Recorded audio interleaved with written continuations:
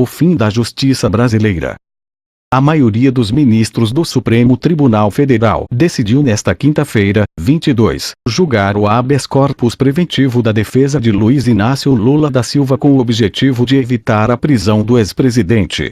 7 ministros votaram a favor do julgamento do habeas corpus e 4, contra.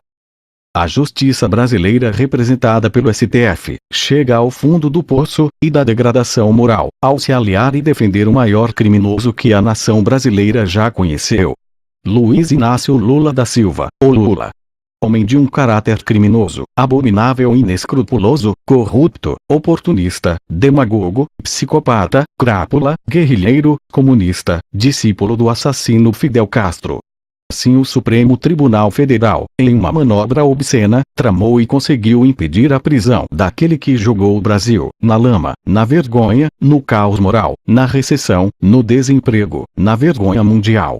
Hoje o Brasil é conhecido como o país da corrupção, país corporativista e leal à imoralidade da corrupção.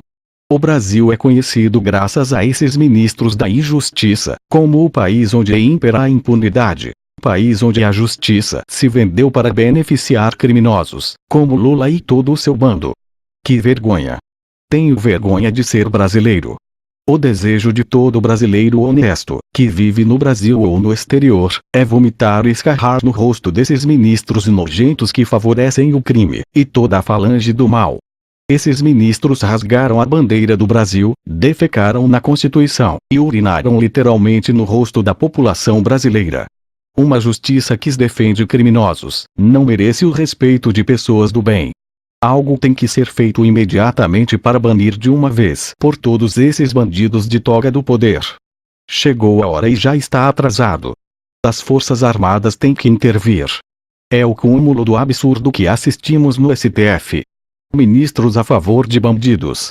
Acabou a justiça e a moral nesta nação brasileira. Virou terra de ninguém. Terra sem lei, onde imperam os mais fortes. Uma justiça que é parcial, não é justiça.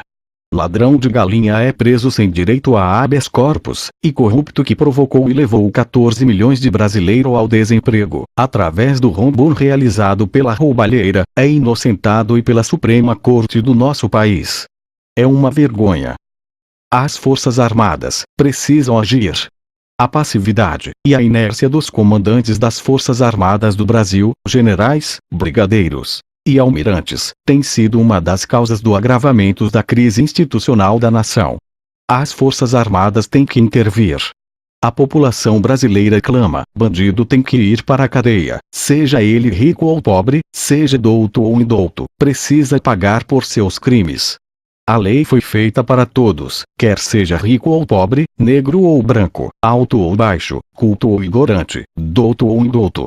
Ao assistirmos os representantes da lei e defensores da Constituição procederem de forma tão obscena e imoral, ao defender criminosos como Lula, como se ele fosse um herói nacional que está sendo injustiçado, verificamos a justiça cometendo injustiça. Realmente é o fim da picada. Vivemos as trevas da verdadeira inversão de valores. O crime venceu mais uma vez, pois bandidos de toga, de forma descarada zombaram do Brasil, ao defender o criminoso Lula. É o fim da picada. Estamos nas mãos de bandidos de toga.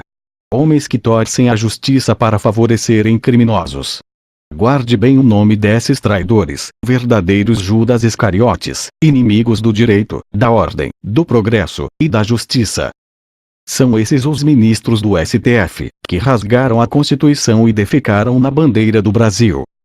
Alexandre de Moraes, Rosa Weber, Dias Toffoli, Ricardo Lewandowski, Gilmar Mendes, Marco Aurélio Melo, Celso de Mello, todos esses traidores da pátria foram a favor do julgamento do habeas corpus, do crápula Luiz Inácio Lula da Silva.